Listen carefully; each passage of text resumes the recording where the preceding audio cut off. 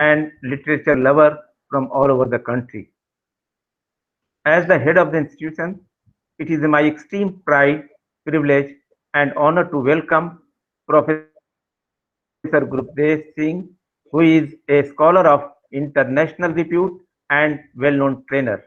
He is also associated with Urdu poetry. His presence today amongst us is a matter of immense pride, not only for the Department of English, but also for Jamshedpur. His sharing of knowledge and wisdom with our students is highly fortunate in our part and shall help to inspire them a lot in their journey of academic. I also express my admiration for Dr. S.M. Yahya Ibrahim, head of the Department of English, for his wonderful initiative to organize the lecture on Sahil Ludhianvi. I congratulate Dr. Neha Tiwari, Dr. Basudhara Rai, Professor A.K. Das, Professor Saket Kumar for their efforts to success this program. I also take this opportunity to thank my all academicians who always with us. I extend my best wishes to the department, its students, a dynamic learning session ahead. Thank you. Thank you very much to all. Thank you so much, sir. Thanks a lot.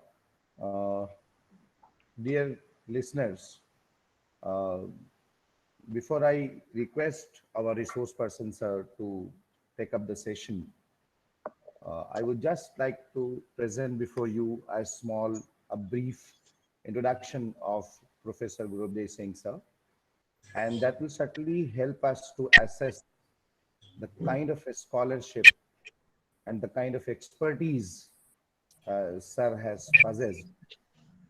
Sir was a professor of English at Guru Nanak Dev University, Amritsar.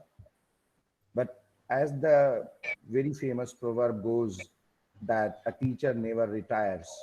So the sir is there, very much active in the academic circle is still till today. He was when he was serving as as professor of English. He also served as the director of academic staff college of Guru Nanak Dev University. He also served as director All India Services Training Center at Guru Nanak Dev University, and also as the director of the Distance Education Center of Guru Nanak Dev University. Uh, Sir is a double MA, one in English literature, and that he did from Punjab, if I'm not wrong. And the other one is from University of Leeds, when he did his MA Linguistics and ELT from University of Leeds, United Kingdom. Then he has done his PGDTE from CFIL Hyderabad, MLIT also from CFIL Hyderabad, which is now IFLU, English and Foreign Language University.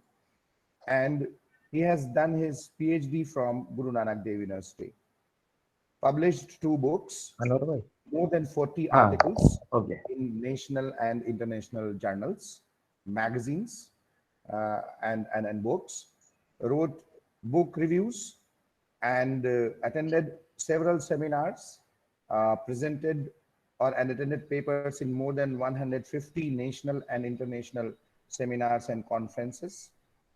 And he has guest lectured in more than 250 invited talks at universities like Punjab University, Himachal University, Jammu University, Kurukshetra, Rajasthan University, Rani Durgavati University, Bombay University, Pune University, University of Madras, Delhi University, Gorakhpur, several central universities at Himachal Pradesh also, the universities of Punjab also, and yes, of course, Central Institute of Indian and Foreign Languages, that is presently IFLU, as I said earlier.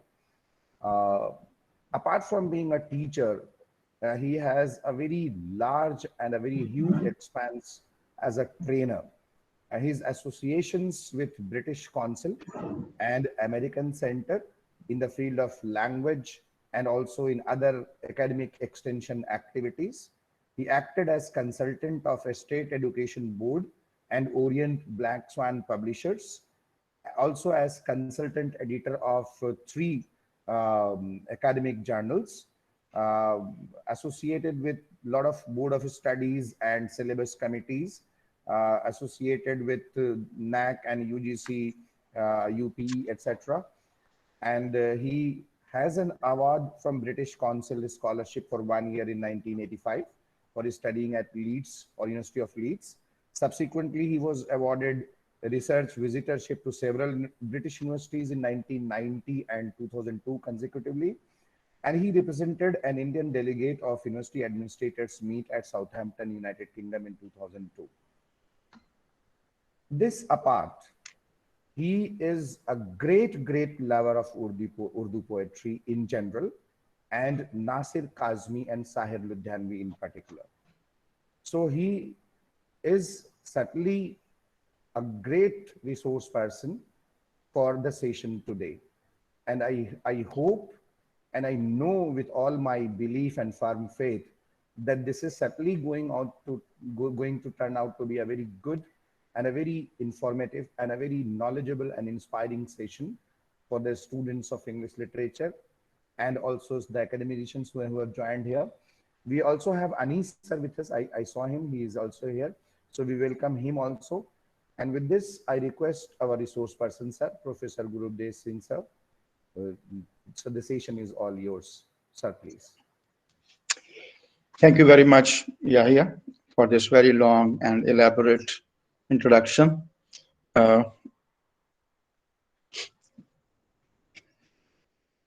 When Yahya spoke to me about this session, and I had already done a little article on Sahir, and it was published in one of the newspapers. And I had just touched upon one of the topics, which I thought was very important and could probably expand into a full-length paper or a lecture. And that's why I gave this title, A Poet of Divided Loyalties. Yahya Ibrahim wanted me to restrict myself to his literary works. I have followed his advice, and I think I largely restrict myself to his literary output, not the film lyrics, which he is probably more known for these days. We have got three of his major works. One is Talkhiyan, of course, which he produced when he was very young. And then we had another collection, which is called Aao Ke Koi Kuch Khwab Bune. And the third one is, of course, the most famous ghazal, which is, Nazam Parchaiyan. We will refer to these works during our talk here. Now, it's too obvious to say that Sahir is a versatile poet. But if we take a closer look at the man and his poetry, we discover that he was a bundle of many abilities, emotions, complexes, temperaments, and ideas. A man riddled with many pressures. To me, he seems like, he had pigeonholed himself in many compartments, and he kept shuffling them again and again. It may sound a little far-fetched, but I see a bit of Hamlet in Sahir. We know Hamlet loved Ophelia, but he cannot love her because of a number of things that were weighing on his mind. He wanted to take revenge upon his uncle, but is reluctant, doubtful, and timid. Hamlet is vacillating all the time. So is Sahir, especially in his love relations and also in his poetry, as we will see as we go ahead. But one thing very similar to Hamlet is that he is, like Hamlet, contemplative, brooding, silent, but determined and aggressive at times. Why he's all these things? I think we will slowly get to know as we go ahead. Probably on the basis of these things, most of the people who have done work on him or who have tried to write about him have called him by these names. For example, Javed Akhtar calls him paradoxical. And one of the first persons who wrote a book on him was Ajay Manwani, a people's poet, he calls his book. He calls him a man of contradictions. And recently there was another book, Surinder Deol's, and this book calls him a mystery wrapped in an enigma. Maybe these were the little comments that wanted me to, explore further into his life and his poetry so that we could uh, see this man more closely. Uh, Let me read out a part of the poem that I just mentioned. He gave his anthology also a name, Aao Ke Koi Khwab Bune. In this poem, he has written this. Go हमसे भागती रही ये तेज गाम उम्र, ख्वाब के आसरे पे कटी है तमाम उम्र. जुल्फों के ख्वाब, होठों के ख्वाब और बदन के ख्वाब. You can imagine the romance and the sensuality. And then he says, Meraze fan ke khwab, which is height of artistry. Kamale sukhan ke khwab, how his poetic abilities can excel. Tehzeeb-e zindagi, the way of life. Froge watan ke khwab, how the country can progress. Zinda ke khwab, which is imprisonment. Kucha-e daro rasan ke khwab, site of execution, where revolutionaries are executed. Imprisonment, zinda, is where they go into the jails. Now you can see here from the sensual start, he goes on to, Kuai Daro Rasan, where he is executed. I mean, you can see the swing. He starts with what we call high romance, but then he ends up in high revolution, in high dedication to certain kind of ideologies which can even lead him to death. This is the kind of split that you will see all along in his poetry. But before we actually see the split or this divide in his poetry on his life, let me talk about some of the things that remained heavy on his mind all his life. Those things which weighed very heavily on his mind. The first thing that I think most of probably people who know Sahir would recognize is his troubled childhood. We should know that his father was a very rich feudal lord, and he had married many times. But then only one son he got from Sahir's mother. He never got another son. But somehow he was cruel, he was lordly, and he was very, say, harsh in his treatment to Sahir's mother. So finally they decided to separate. They decided to have a divorce. And the entire thing goes into the court because the father wants Sahir. He is a feudal lord. He wants somebody as a heir to his large estate. But in the court, what happens is that at the age of 9 or 10, I think, Sahir stands by his mother. He doesn't want to go with his father. And this thing actually resulted into something very serious. One, the divorce, of course, was granted, but then he was disinherited and he had to lead a very poor, lonely life with his mother. Now, without any resources, you can see that he was poor. And not only this, the father being very rich and very powerful, he even threatened his life. She was always scared about losing him. And they, after some time, had to even leave Ludhiana because the life wasn't very safe in those days. Now, all this huge time that he spent in poverty, in disinheritance, where he was watchful of the deprivation that his mother was going through, this resulted in him a lifelong feeling of deprivation, insecurity. and lack of self-assurance. He wasn't very confident in that sense. At the same time, it kind of, fastened him very strongly, very tightly to his mother.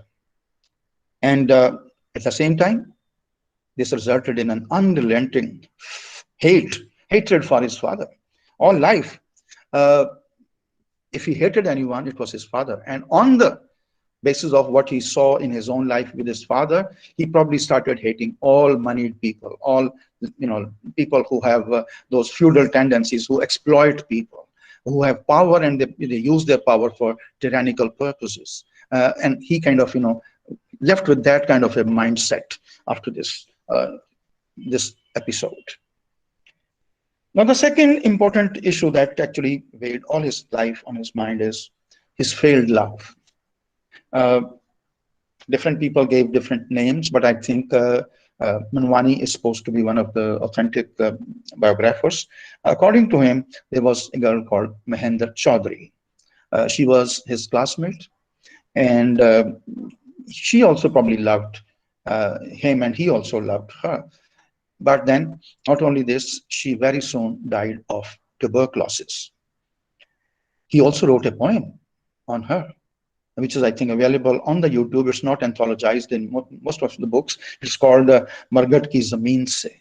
It's not anthologized, but it is available on YouTube. Now, this girl was supposed to be his first love. Let me tell you that there is another friend of his. He's a cartoonist, very world nationwide famous cartoonist of Pakistan, and he had done a book.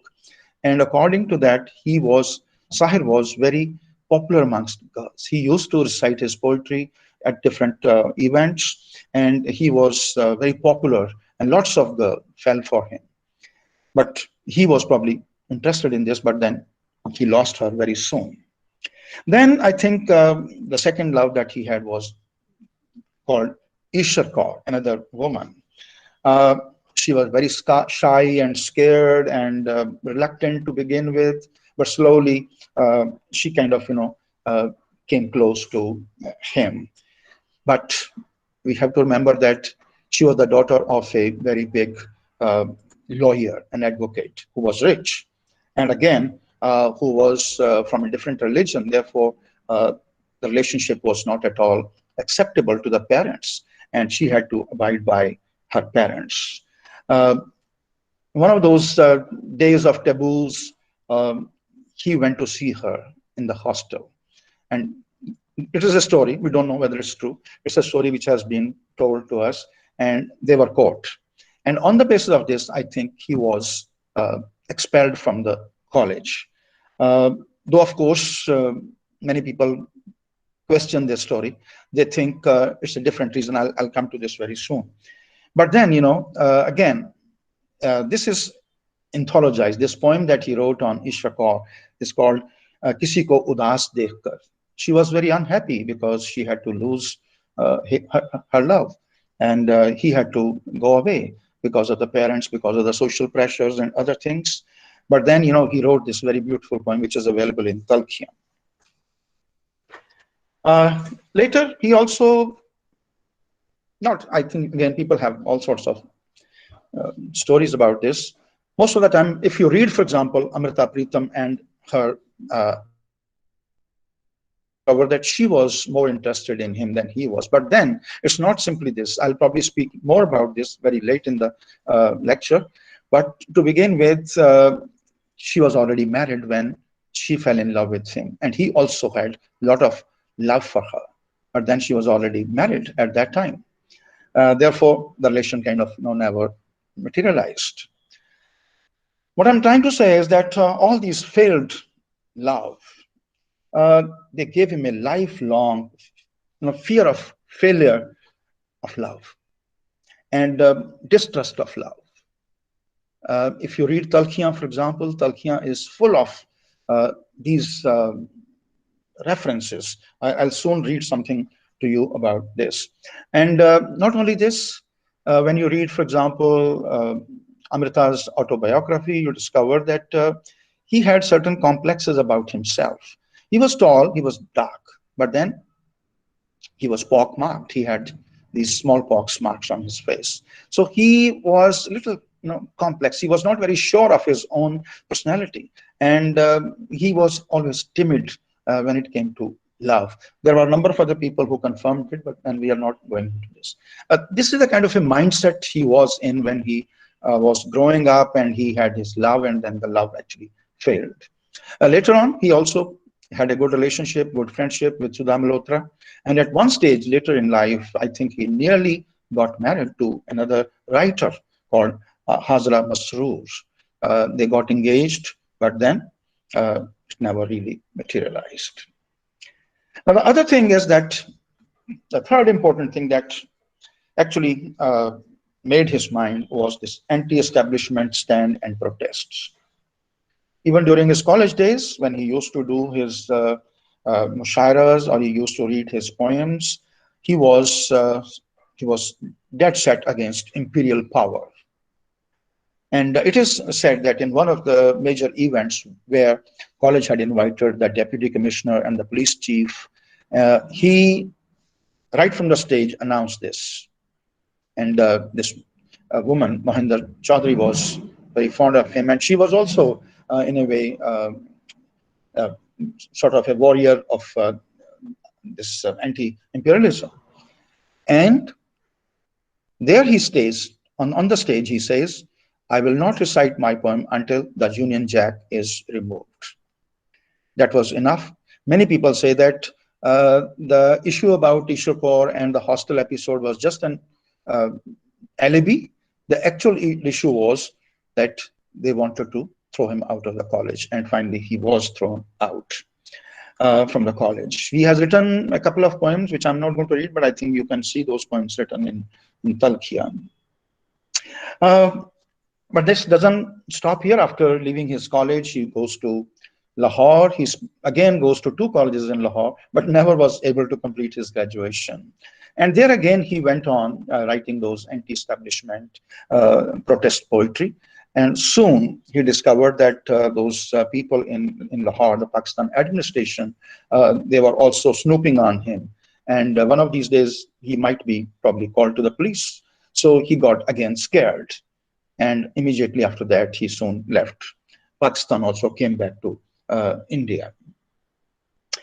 But his this entire episode, whether he was in Ludhiana or whether he was in Lahore, all this instilled in him, embedded in his mind, the typical anti-establishment protest kind of ideology, where he was always with the people, common people, not with the powerful people. Then came his influence of the progressive writers. The progressive writers, he was a, that this started somewhere in the 30s, but then in 40s it was in full swing when he was writing, and he was also a member of the Progressive Writers Association, and he got friends with people like Faiz and Josh and Firak and Premchand, and he was very fond of them, and their poetry also influenced him. And what happens is that the progressive writers' agenda was largely revolving around the help to the poor, the progress, or some kind of upliftment of the poor people. And this is what he was also keen on in those days. And that could be one of the reasons that he was very fond of Jawaharlal Nehru also, because Jawaharlal Nehru's socialist philosophy, where the state does a lot for the poor, that kind of things echoed his philosophy, echoed his choices. He was very fond of him, therefore.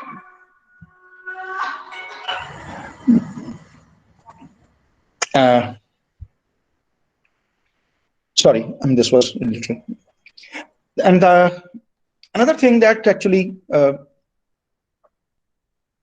influenced him was the horror of the world wars. World War I had already finished, and when he was growing, World War II was going on. Of course, we always relate world wars with Europe. I think it's not the case. Indians were very seriously involved, in large numbers they were involved, and Punjabis particularly. And on this ground, on Indian ground, he could see lots of death of the native people. At the same time, there were those strong boots of the foreign soldiers on this country.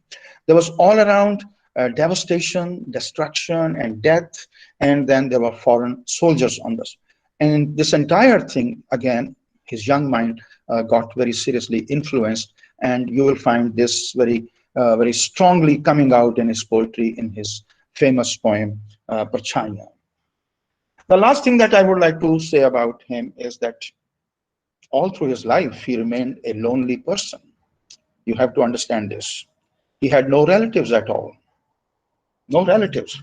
He had only friends who could probably stand by him. And his friends were also largely very Punjabi. Rafi was one of his very good friends. And Ravi, of course, was very good friends. Ravi, the music director. Khayyam was also one of his very good friends. All of them, they kind of worked with him. But when you talk about his loneliness, you don't have to forget that the people who are lonely are sometimes little idiosyncratic. He was a proud person.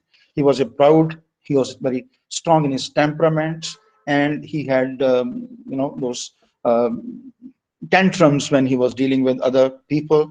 What happens is that because of his tantrums, because of his pride, he lost many good friends. We know that he worked for a long time with S.D. Burman, but then after about late 50s, he stopped working with him. He also annoyed Lata Mangeshkar, and he also annoyed Jay Dev, with which he gave one of his best films, like Hum Dono. Javed Akhtar remains one of his all-time favorites. When I say he's a lonely man, I am not only thinking of his life as a poet, but if you can see that he died a lonely man. And people report that no one ever visited his grave ever after. Not only this, a decade back, about 10 years ago, they leveled up his grave because there was no room for more burials. So they had to level up the ground. So today we don't even have his grave. That has been leveled up, and it's been now allocated for new burials. Now we come to his divided loyalties. This you can see in his poetry and in his life also. One of the things that is important, why I have narrated all those little things which weighed on his mind all his life, this is very important when it comes to his poetry, because in his Talkiyan he has openly written this. दुनिया ने तजर्बातो हवादिस की शक्ल में जो कुछ मुझे दिया है वो लौटा रहा हूं मैं. It's a very popular, very common couplet by him. But then his poetry is all about his own personal experiences. That's why the first part that I covered, where I talked about his personal experiences, is very important, because these things actually weigh very strongly in his poetry. And these things divide his love. What you see is that he probably apportioned his poetic energies to swing between intense romance and high social political consciousness. He goes on doing this. He is sometimes called the king of romance, king of love. All his poetry is about love, but at the same time, it is not. For example, there is longing for love. It is always tinctured with some other emotion. It is sometimes mundane. Sometimes it is a lack of willingness to commit to love. And his diction also undergoes a lot of change. His diction from high romantic idiom turns into realistic and straightforward and very prosaic also at times. We will give you examples of all this. I mean, you can never find him like Shakespeare, where Shakespeare says, oh, take all my love. Yeah, take all of it. He'll never do that. His love is always tinctured, divided, because of his personal, events, because of his social or political constraints. His love poems are always interjected with what we call but. He says something beautiful about love. He says something very romantic about love, but then immediately comes but. That's where the division starts. Unlike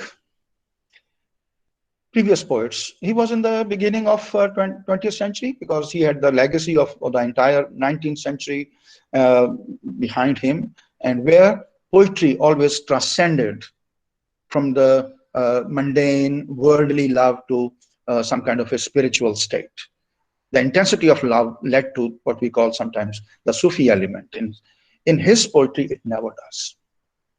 His poetry never talks about the other worldly things. He is always talking about this world.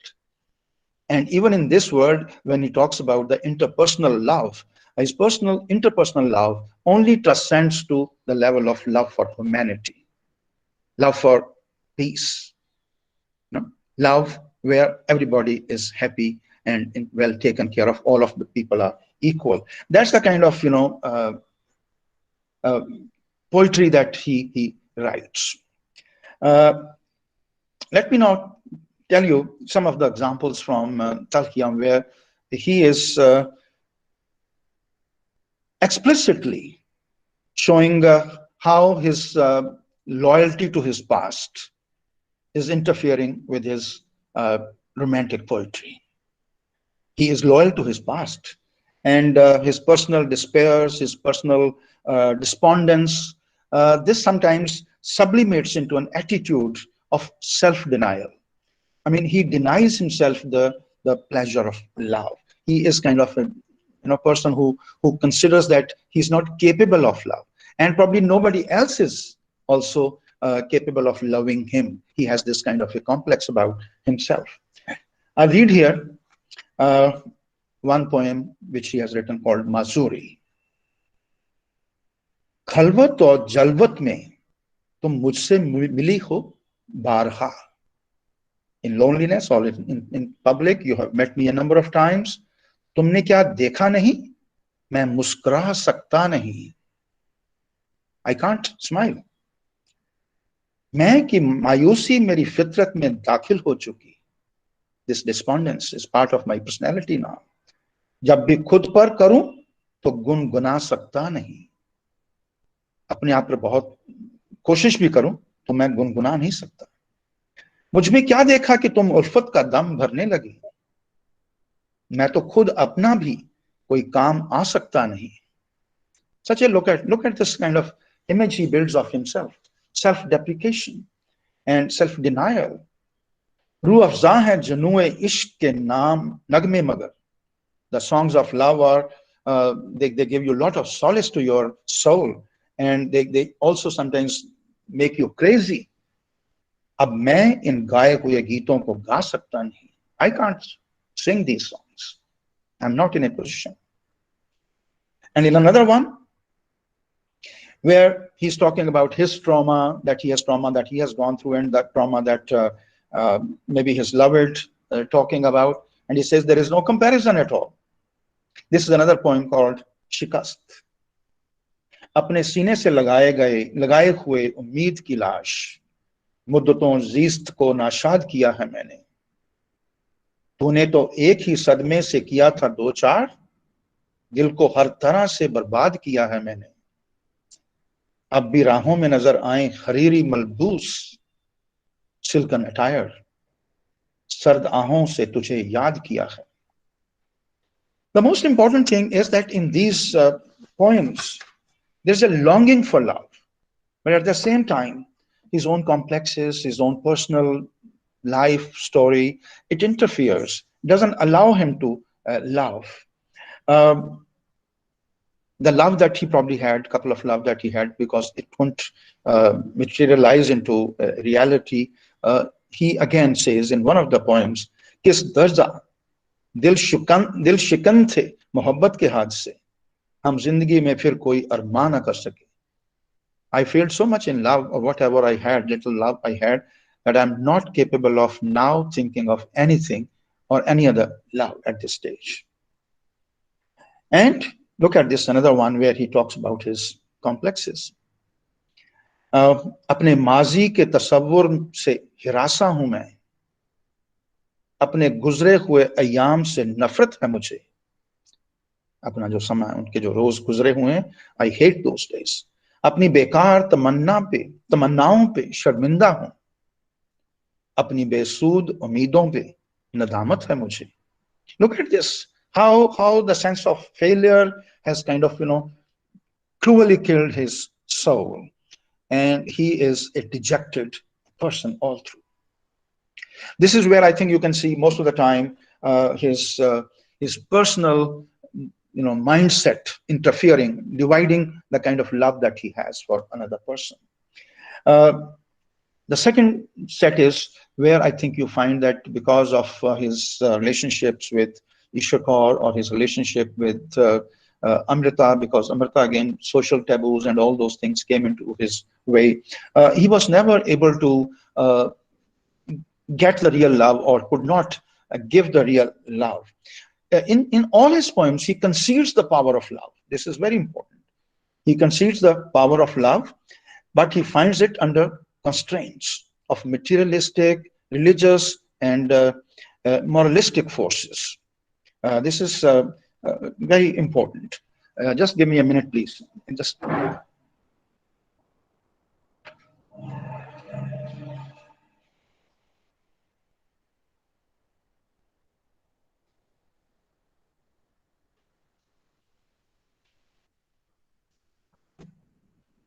I'm sorry. Am I audible? Is the voice okay?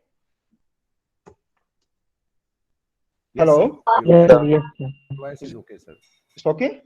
Okay. Yes, sir. Yes, okay. Thank you. Yes.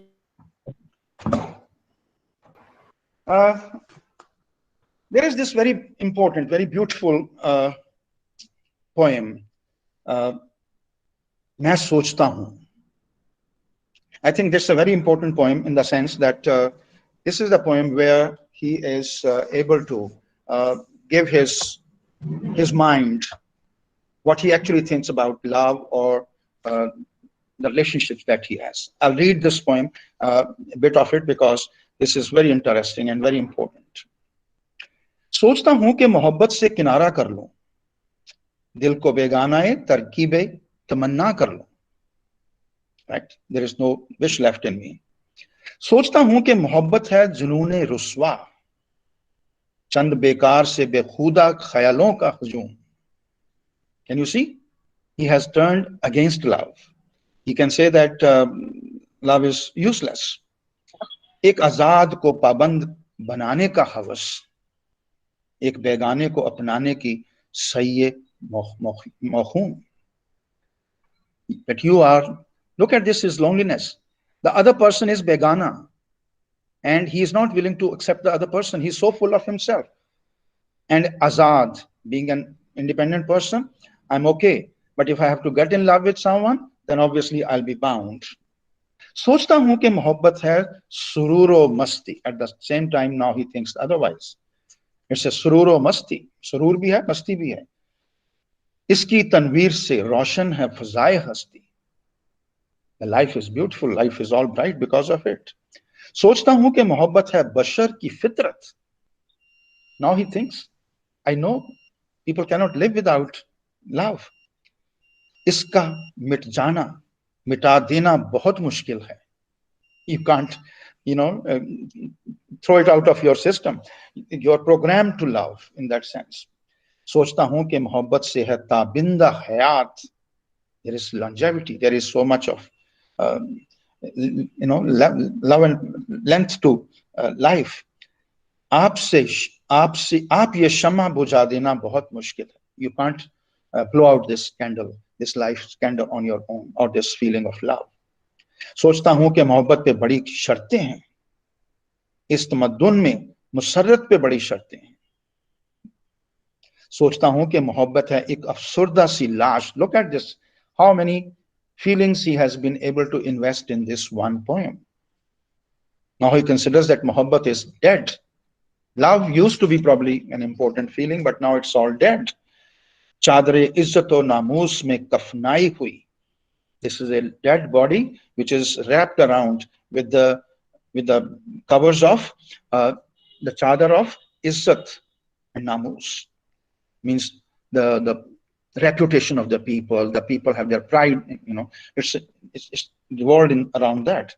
दौरे सरमाया की रौंदी हुई रुस्वा हस्ती, दौरे सरमाया ki. We are talking about capitalistic structure today. And can you imagine? He could see that in those days. In those days, he's talking about the Dore Sarmaya ki, that it was when the money had become so much powerful, in that kind of a society, it is trampled upon. Love is trampled upon. There is nothing serious about. Next, not only this, दरगाहे मजहबो इखलाक से ठुकराई हुई. Dargah, the holy place, mazhab, and even ikhlaq, morality, all of these institutions, they trample upon it, they spurn it, because he could say this, because in his case, Ishwar Kaur, or whether it's Amrita Pritam or anybody else, he could have probably made love to these people, but he never did because of the social taboos, because of the social, or religious differences that he had. Now, until this, he is still kind of, dealing with his personal life, or you could say that it was around his own personal complexes, about his own personal experiences. But then, comes another phase where he is now completely split. He can imagine the blissful company of his beloved. He loves the beauty of his beloved, but then he immediately says, this is not enough. You are not the only one in this world. I love all humanity. My love is meant for the entire humanity. And this is, I think, where the poem Kabhi Kabhi, you probably have heard Kabhi Kabhi, because it's a part of the film. But what you hear in the film it's a highly romantic version of it, which was never a part of the original. Right? Original poem was very different, and it is very close to what that famous poem is. You must have heard that famous poem by Faz, Mujhse Pehli Si Mohabbat Mere Mehboob Na Maan. This poem, along with Faz's poem, you could say that they are the manifesto. You could call them the manifesto of the Progressive Writers Association. I'll read you. You might have read already Mujhse Pehli Si Mohabbat Mere Mehboob Na Maan, but I think this poem is very rarely read. I'll read you some of the parts of it, just the beginning. कभी कभी मेरे दिल में ख्याल आता है कि जिंदगी तेरी जुल्फों की नरम छांव में गुजरने पाती तो शादाब भी हो सकती थी. शादाब, बहुत खुश हो जाती. ये तीरगी जो मेरी जीस्त का मुकद्दर है, तेरी नजर की शुआओं में खो भी सकती थी. Means if I think the world is dark for me, but if I had looked into your eyes, it could have been. You could see, Faz resonating here. In fact, this poem was written a little later, but I don't know exact timing. But this is exactly the way Faz also goes. अजब न था कि बेगाना अलम रहकर तेरे जमाल की रानाइयों में खो रहता. I could have lost myself in your beauty.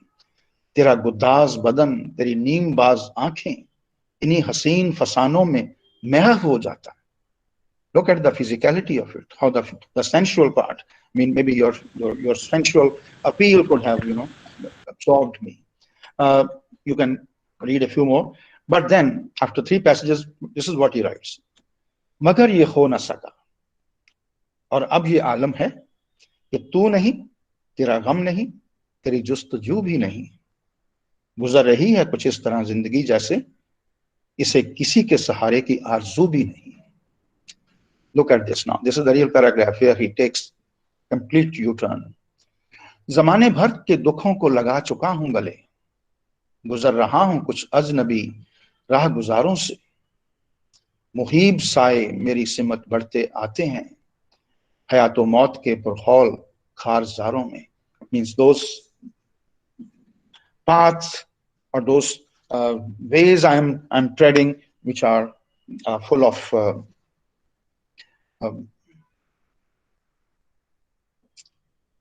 just a minute, please. Yeah, sorry. So I'm treading those streets where there is only, there are lots of thorns. Now, this is the kind of stage where he is overloading his love poems with that kind of social concern. And he is, I think, very famous. What he really got famous with was the poem Taj Mahal. If you have read, I think I won't read that poem because I think many of you might have already heard him. And this is the poem again where he doesn't reject love. He is in favor of love because he is presenting a scene where he says, I love you and you probably love me. But let's not meet at this place. He is not questioning love here. He is only questioning the romantic side of it. He is only questioning the setting of it. He says Taj Mahal is not the right place for us to meet, because this is a place which is littered with the blood of those people who made it. And this is probably a place for the rich people, for the feudal lords, for the kings, for the rajas. This is not a place for us to love, you know. I would rather like to meet you in a place where ordinary people can meet. So that's the kind of, this poem became very famous, and this poem was actually has become almost a hallmark of Sahir's reputation. And he could write such poems. There are a number of other poems in Talkia where he's able to conjoin these two diverse swings, where on the one side he's extremely romantic, but then at the same time he is able to talk about his preferred ideology of being in love with the people, and he's echoing their suffering.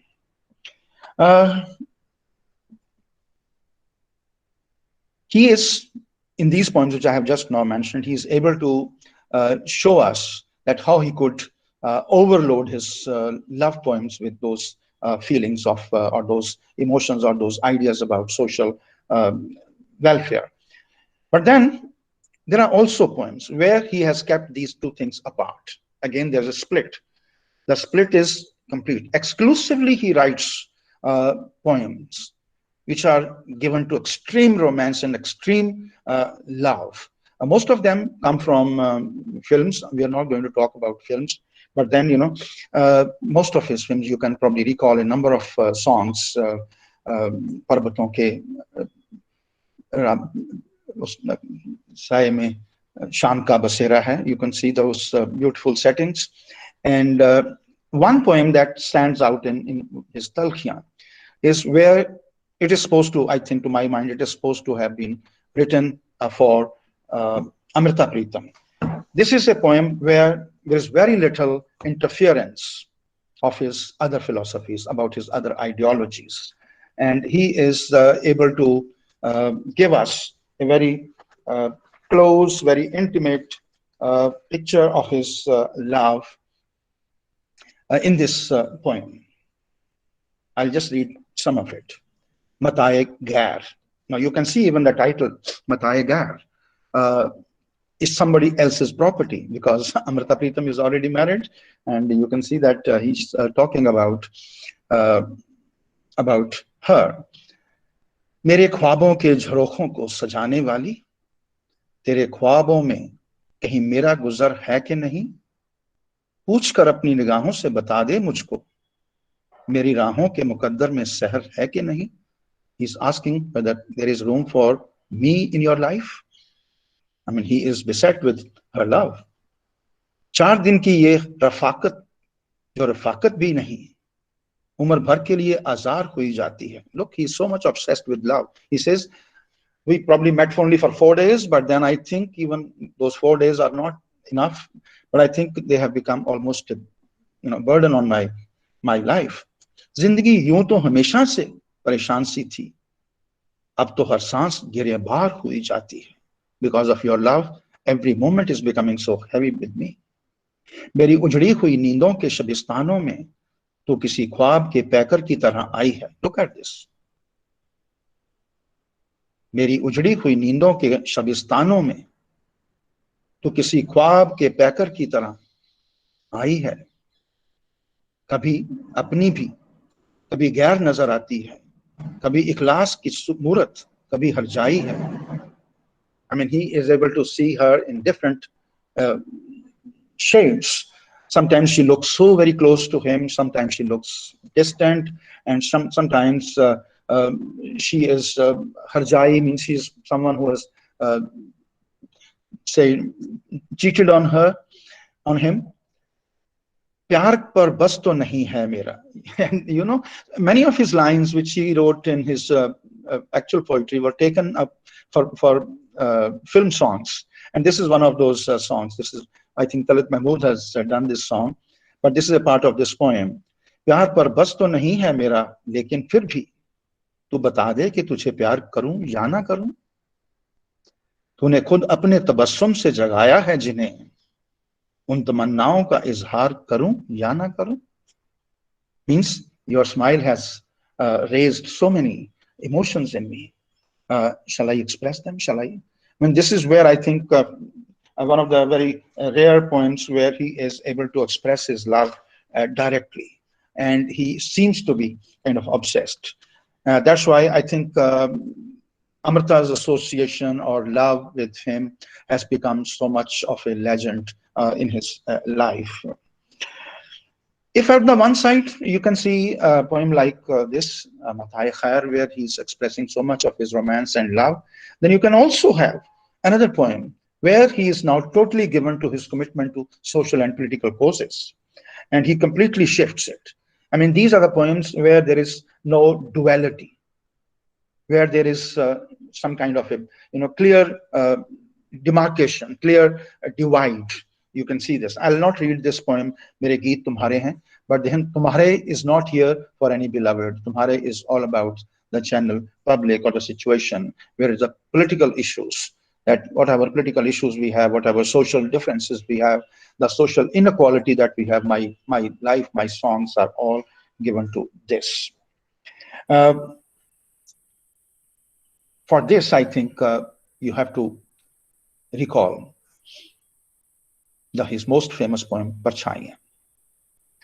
Parchaiyan is one of the best poems, and the only example where he has been able to bridge the divide that otherwise exists in his poetic themes.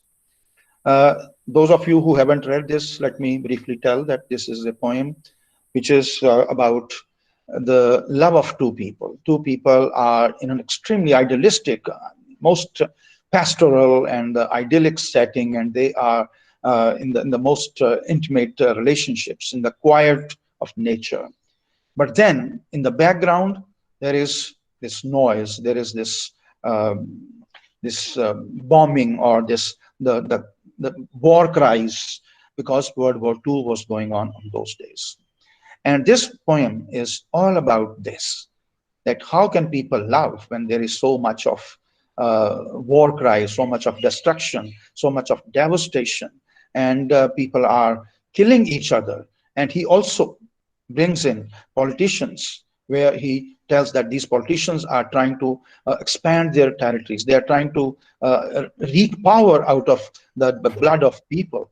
They are sacrificing people because they want power. They want their expansionism. Expansionism is a very important word, because World War II was all about extending territories, whether it really happened or not. So this poem deals with that kind of relationship between the two. Otherwise, his love was always split, whether it was split because of his personal complexes or because of his social or other reasons, his commitment. But here, he's eulogizing that love, that romantic, that idyllic love. He's able to do that. And not only this, he is able to plead for that kind of love. And he's trying to say that we don't want this junk, this war, and we want peace all around. Peace is what kind of humanity wants. So that's why this poem became very popular. It's a very long poem, and interestingly, he used to recite this poem in many of those poetic symposiums in those days, and people could listen to it with awe and complete devotion. Otherwise, people normally listen to about 5 or 6 stanzas of a ghazal and they get tired. But this was one where everybody could silently listen to this. One of these days, when you have time as a young student, I think you should read this. Now, another kind of split I saw in his divide in his poetry. That is that when it comes to writing romantic poetry, he can create the most beautiful, most enchanting images, the poetic images. We should know that poetry is all about creating images. Poetry is not directly telling us do this or don't do this. That's not poetry. Poetry is suggestive. Poetry is gestural in its substance. People only give a hint, poets give a hint about something, and they create some kind of an image. You must probably recall the great image that Robert Frost created about that horse, and when he was going through the forest, and he says, "I've got miles to go before I sleep, miles to go before I sleep." That's the kind of image which creates. Now, these are the images which actually make poetry. Sahir was good at it. He created so many of them, beautiful images. Let me read one or two to you. This is from another poem called Teri Awaaz. रात की सतह पर उभरे तेरे चेहरे के नकूश, वही चुपचाप सी आंखें, वही सादा सी नजर, वही ढलका हुआ आंचल, वही रफ्तार का खम, वही रह रह के लचकता हुआ नाजुक पैकर. You can see the romance in the language. He could create that. And then another example is खुदकुशी से पहले. This is another poem. सर्द होती हुई बत्ती के धुएं के हमराह, a candle which is almost about to go out. सर्द होती हुई बत्ती के धुएं के हमराह, हाथ फैलाए बड़े आते हैं ओझल साए. कौन पोंछे मेरी आंखों के सुलगते आंसू, कौन उलझे हुए बालों की गिरह सुलझाए. You can see he can create that kind of beautiful image, a very, very beautiful romantic image, which could probably imply a number of things. He is capable of that. But then when it comes to his protest poetry, he can be very prosaic. He is quite capable of that. Very prosaic means he is able to write poetry almost like, like you write prose. Read this, for example. This is from Sharif Insano, another poem by him. And this is, जंग तो खुद ही एक मसला है, जंग क्या मसलों का हल देगी, आग और खून आज बख्शेगी, भूख और एहतियाज कल देगी. खत्म करो तहजीब की बात, बंद करो कल्चर का शोर. सत्य अहिंसा सब बकवास. सत्य अहिंसा सब बकवास, हम भी कातिल तुम भी चोर. This is from Gandhi Ho Ya Ghalib. This is another poem from where I have taken this. You can see that he can be very blatant, he can be very rash, very aggressive, and very prosaic and very direct in your face when it comes to his protest poetry. This kind of split he was able to manage very easily because he was a versatile poet, there is no doubt about it. But he had, as I said in the beginning, he had compartmentalized his emotions, his abilities, and he could shuffle them whenever he wanted to. Let's talk a little bit about his other major divide in his life. I'm going to talk about two things now, the last two things. One is about his divide in his life, when from literary circles. I mean, I think you should know that he was editor of a number of literary journals, and he was a very regular writer in those journals. He was quite a famous name in his own day as a poet.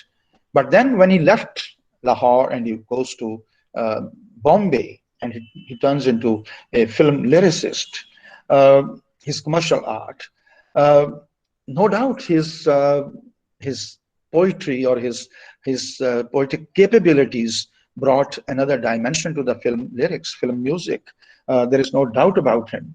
But at the same time, you have to see that because of his commercial interest, because of his, survival instinct, he could write even some of the very poor things also.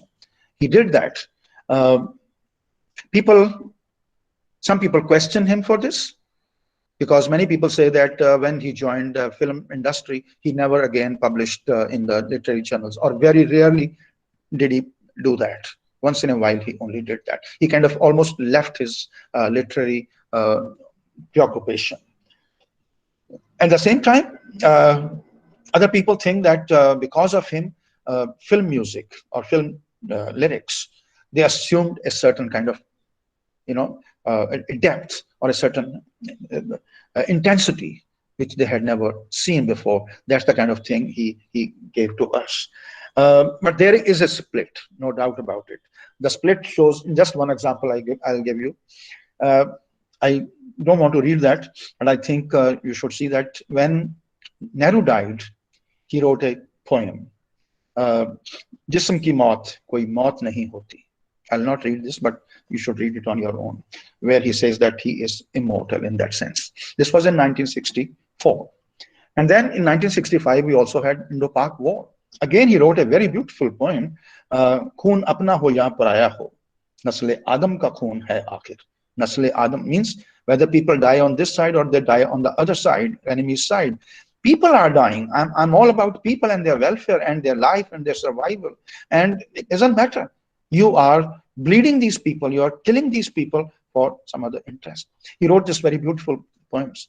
But then at the same time, the divide is that these are the years, 1964 and 65, you should remember, when he gave music for films like Chitralekha. And he wrote one of the finest songs in Chitralekha. We probably know Chitralekha because of his great song, Man Re Tu Kahe Na Dheer Dhare. But you should also listen to other songs where he's talking about Mara Gya Brahmachari, which is a kind of a loose, comic song. And then he wrote some beautiful songs for Waqt in 1965.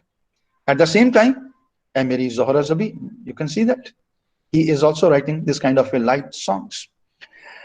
The great divide doesn't stop here. I think most of the people would quote, if at all I have to talk about these comic scenes, people would quote other songs with which some, Nargis, for example, was highly annoyed.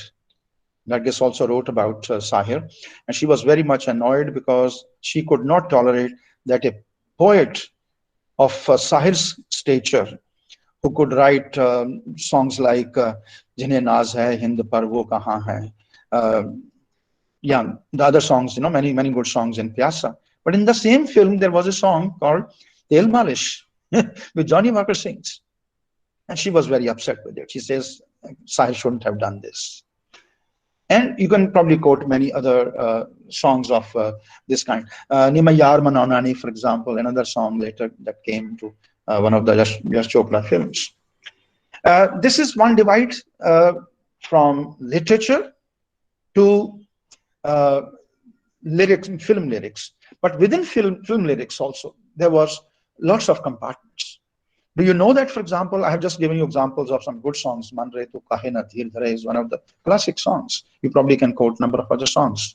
But at the same time, I have given you examples of comic songs, like, these Tel Malish.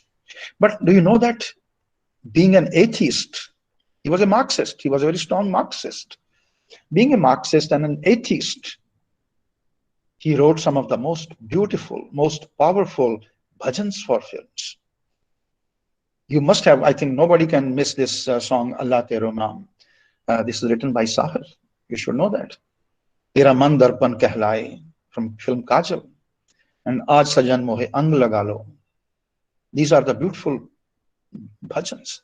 And he wrote them for films. So he was kind of, he had his loyalties divided, and he was able to manage them very well. And he could see those, he could bridge those contradictions very easily because he was quite capable of. Now, the last point that I would like to talk about is his divided loyalties in love. In his own life, we have talked about his couple of relationships that he had in his college days. People only talk about Amrita Pritam.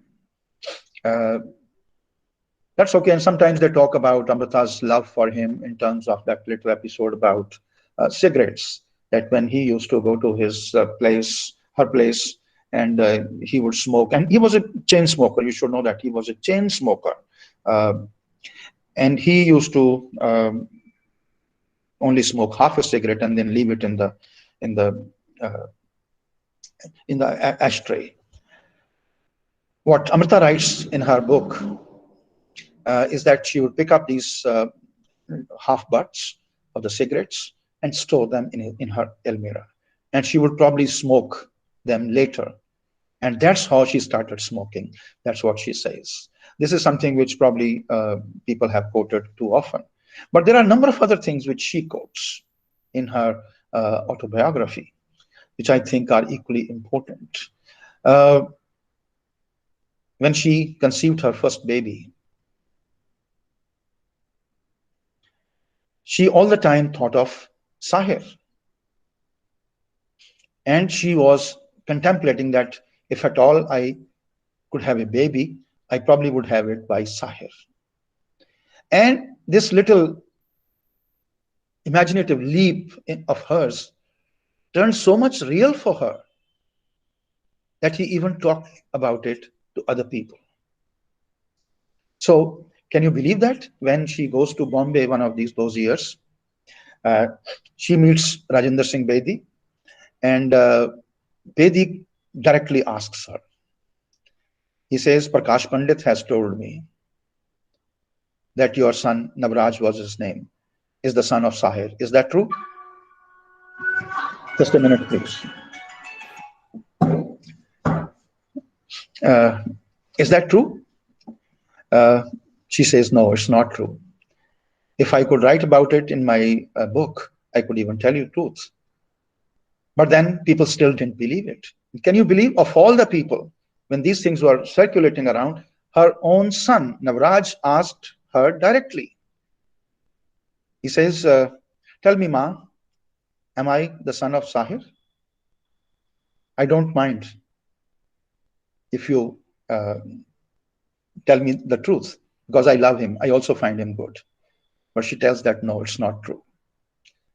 But then, and there's another, when I talked about complexes, she is talking about, she just gave a very beautiful reference to it, that this man was full of complexes. His own, he had certain knots in his own mind, which he could never, undo. And she gives the beautiful example of when Sahir visits her home, and there's this little child who was growing up, maybe 2 or 3 years old at that time. He picks the child and takes the child in his arms. And then he starts telling him a story. And he's telling him a story about a person, Lakadhara, somebody, woodcutter. A woodcutter goes to the wood, and there he finds a very beautiful princess. And he falls in love with her. And the story, goes on like this. And at the end, he says he couldn't, since love that princess, since he couldn't get that princess, therefore he leaves her there. But the child, very innocently asks, who was this woodcutter? And he keeps silent. And the child says, are you the woodcutter? Then he says, who could be the princess? And the child says, my mom. She tells these stories. There are a number of other stories that she tells in her book. There was another beautiful incident which she quotes, which she has written in the form of a story, but she says it's not a story. And now that I am writing my autobiography, I can tell this story in here. And she tells the story of a time when she goes to Bombay, and how after the event, when she was about to fly, she had her tickets with the organizers. Sahir goes and picks up the tickets from the organizers and asks her to jump into his car. She says, no, I have to go and catch my flight. I have a return flight. He says, we will do that. Come over.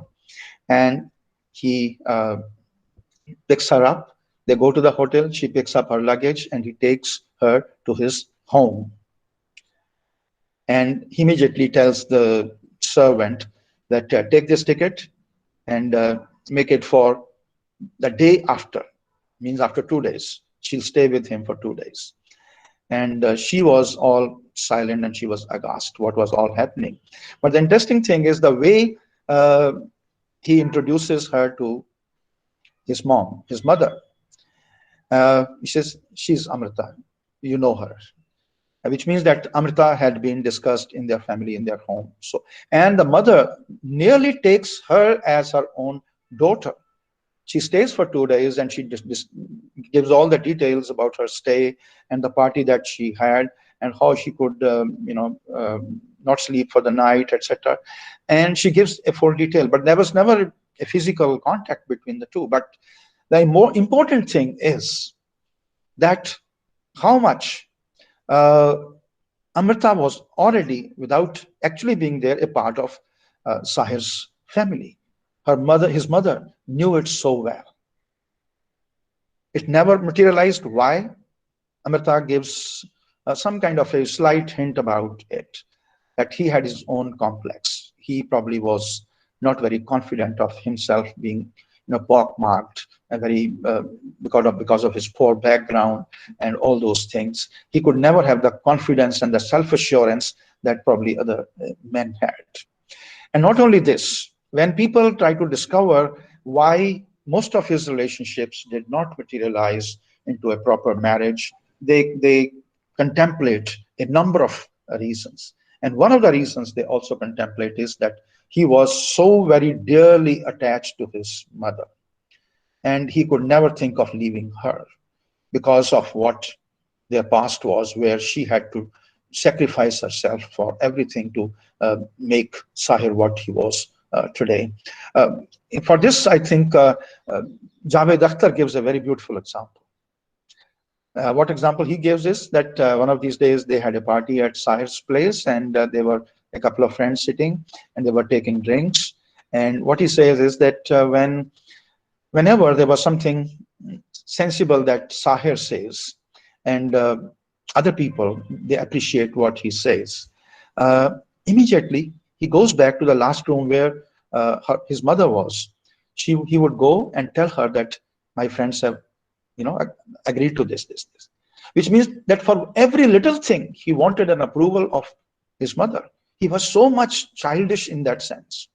And many people therefore consider that one of the reasons he could not marry was some kind of a certain attachment that he had with his wife, with his mother, which he could never break off. So that he remained all his life lonely and, of course, aloof, and never turned into a proper married person, though thousands of people loved him for that. So that kind of divide in his personality was there. If I called this talk his divided loyalties, it's because of these things. There were too many things he was able to consider at one time, and at the same time he was never able to give in the pure unadulterated love. His love was never pure and unadulterated. It was always weighed down by a number of considerations, a number of things that probably had become a part of his life, a part of his mindset, a part of his attitude. And his attitude had nearly kind of, turned him into sometimes a very lonely person, sometimes a very hated person also, because he was able to raise very sharp tempers in other people. Because he was a proud lyricist, we have to keep this in mind, that he was a very proud lyricist, and he knew his worth, and he knew that because of him a number of things were happening. Many people tell these stories. I think you must have also heard that he was able to annoy Lata Mangeshkar, because he says whatever money a music director gets, or whatever money the singer gets, whatever money any other person associated with song making gets, he will get 1 rupee more than that. he wanted to kind of, assert his position like that. And sometimes some people did not like it. Well, thank you very much. I think this is enough of a talk, and I have been probably able to tell you that how his divided self actually integrated into one very wholesome personality, and how he was able to produce the magic that the magician he was. Sahir is a magician in Urdu. He was a magician, and he was able to produce that magic during his life. Thank you very much for listening, for showing this patience. I'm done. Thanks a lot, sir. बहुत बहुत शुक्रिया. Thank you so very much for this very comprehensive talk. Uh, we will be having some questions maybe, but still, I think that the way sir has taken up the issue, the topic, the way he has started with the autobiographical aspect of Sahir and coming down to his contributions in Indian cinema. And during this course of whole lecture, during this journey of whole lecture, the way he very sensibly and sensitively done with all the, or rather cover the all aspects of Sahir's literary journey, as well as Sahir's political associations, Sahir's religious faith or belief or whatever it was, right? So it was such a beautiful and such a comprehensive thing to listen after a very long time. And true, sir, that the way he has amalgamated and the way he has mixes up all his different kind of loyalties in his writings as well as in his personality. Now I request our junior colleague, our young colleague Saket, if he is ready with some questions, and then proceed to the vote of thanks also. Saket Kumar, please. Thank you, sir. Uh, Thank you, sir, for such a wonderful session. There are one or two questions, but before moving on to them, sir, I would like to ask something a bit on he was one of the poet, as you said, who has seen a lot of phases, has gone through a lot of things, which we can easily identify in his poetries. Like, if I'm not wrong, there is a line which was composed by Ravi. What Sahir wrote was that देखा है जिंदगी को कुछ इतना करीब से, चेहरे तमाम लगने लगे हैं तुमसे. So it shows all those things, all those phases which you described undoubtedly, which we understood so nicely. And don't you think, sir, that his poetries were a sort of lugubrious gravitas, and also had something the playfulness in the poetries as well? So both the things were there in his poetries. We can see both the things in his poetries, those playfulness and also those lugubrious things, the seriousness as well. Your take on it? Yeah, I think you're right. Since I was asked to speak only about his literary works, which I have told you, Talkhiyan is one. Then, of course, Aao ke kuch khwab bune, and then Parchaiyan. There is nothing of a lighter nature in these poems. They are all very serious stuff. Of course, I have already mentioned that in films, he has been able to do it so well. And I think there are a number of film songs which you can quote where he has been able to take the lighter side of life. I mean, even this song, for example, otherwise Chitralekha is one of his finest, say, achievement, because this film had some of the best songs I can ever think of. But again, Mara Gaya Brahmachari, if you listen to that song, you will find that it's a very kind of a light song. It's a song in which he is playing up the idea of being brahmacharya. And there are a number of songs. I haven't got the songs with me. I could have probably brought them if you wanted, but maybe you can find them in film music. There is, of course, there are a number of such songs. The lighter part is there, of course. He is quite capable of doing that. But in his literary output, in his literature, I don't see there is any. There's not a single poem in Talkhiyan or in How Khwab Bune, there's not even a single line in Parchaiyan, for example, where you could say that he gets away from the serious note. Yes. Okay, sir. We are also having, I can see a question here by Atia Parveen. She asks, what lessons can we get from Sayer's poetry today? From Sayer's? Poetry today. I don't know if he was trying to give any lesson, but at the same time, what you could see is that the concerns that he had, those concerns are still important today. This is the most unfortunate thing, is that he is writing about those things in the 40s and 50s and 60s. But then, you know, today also we see the same thing. He has written about the inequality. He's talking about exploitation. He's talking about even the caste system. He's talking about the politicians who are out to grab power, out to bleed people for their own benefits.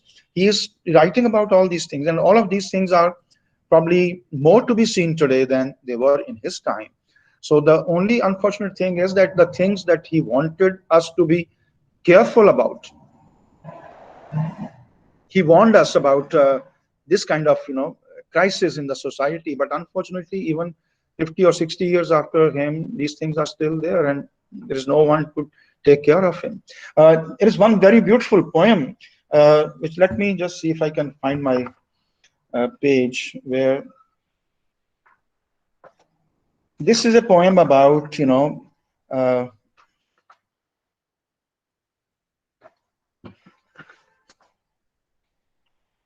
yes, this is a poem that you can relate even today.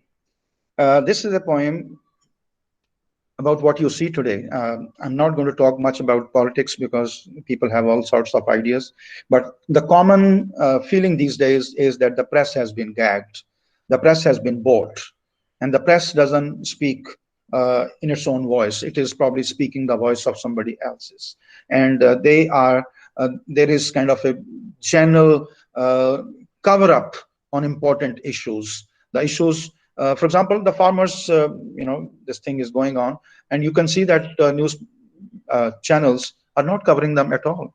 There are many other issues I can quote, but that's a political thing. I'm not going to talk about it. But what I'm saying is that even during those days, when we had a brief emergency in this country, he wrote this poem.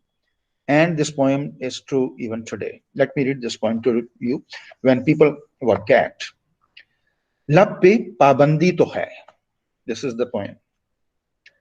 लब पे पाबंदी तो है, एहसास पर पहरा तो है, फिर भी अहले दिल को अहवाले बशर कहना तो है. This is what the poet says. Even if they have silenced my lips, even then we have to tell the story of man. We cannot stop that. खून आदा का हो या खून शहीदों ही का हो, कुछ ना कुछ इस दौर में रंगे चमन निखरा तो है. He says whether we have the blood of our enemies or whether we have the blood of our own shaheed, the important thing is that this blood has brought color to the chaman, to the garden in which we live. Look how ironical he can be. अपनी गैरत बेच डालें, अपना मसलक छोड़ दें, रहनुमाओं में भी कुछ लोगों का यह मंशा तो है. अपनी गैरत बेच डालें, अपना मसलक छोड़ दें. This is what politicians want. रहनुमाइज, the politicians. अपनी गैरत को बेच दो, कहते हैं जिन्हें सबसे ज्यादा दावाए हुब्बे वतन. Patriotism these days, patriotism is a very big issue. I mean, everybody, anybody who cannot accept the line of the administration or establishment is an anti-national, or he is not a patriotic person. है जिन्हें सबसे ज्यादा दावाए हुब्बे वतन, आज उनकी वजह से हुब्बे वतन रुसवा तो है. रुस्वा तो है। हुब्बे वतन का भी मतलब उन्होंने, you can read more of these things. This poem is a little more, but I have just read 3 or 4 stanzas. So he could, in that sense, foresee, or he could, the poets have that kind of a vision. This is the great thing about poets. A poet can presage, he has the premonition about things of coming in the future. And he could also see that, and we have seen these things today. There's not much of a lesson except that we are still in the same state as we were.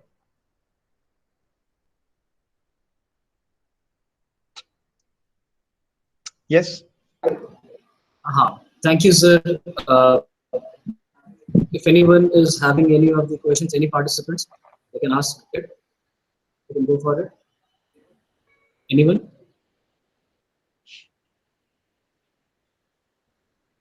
Okay, I think no one, sir. So, thank you, sir. I, on the behalf of Department of English, Karim City College, extend a very hearty thanks to our honorable speaker. Thank you for this such an enlightening session. It has been very, very informative for all of us and the students as well. I can also find some of the professors and academicians from different universities and colleges as well. So thank you for them. Thank you to them. Thank you for being here with us. I also thank all the participants, all the students here for participating in it and making it a success. Thank you so much. Thank you so much. Thank you. Thank you. The pleasure was mine.